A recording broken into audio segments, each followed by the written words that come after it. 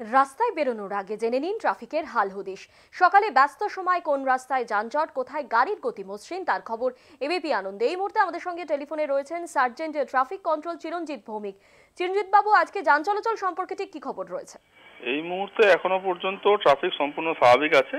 ওই যেটা অফিসে স্টার্টিং এ একটা চাপ থাকে নরমাল, ওই EM bypass, Amir Ali avenue, AJC Bose road একটু ভলিউম বেশি আছে, কিন্তু কোথাও কোনো যানজটের খবর এখনো পর্যন্ত নেই।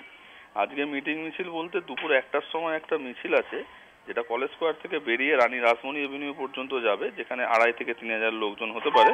তবে ওরা প্রথমে প্রসেশন করে আসবে, তারপরে ওরা প্রসেশন করে হাওড়া এবং শিয়ালদা রেলওয়ে স্টেশন থেকে আসবে, তারপরে ওরা কলেজ স্কোয়ারে জমায়েত হওয়ার পর ওরা যাবে রানী রাসমণি এভিনিউতে। এছাড়া সন্ধ্যে 6টার সময় একটা ধর্মীয় মিছিল আছে, যেটা ওই লক গেট রোড থেকে বেরোবে, বেরিয়ে ওরা Gopal Mukherjee road, BT road হয়ে লালবাবু রোডে টার্মিনেট করবে, যেখানে 300 থেকে 350 লোকজন হতে পারে। তবে আমরা আশা করতে পারি সারাদিন ট্রাফিক স্বাভাবিকই থাকবে।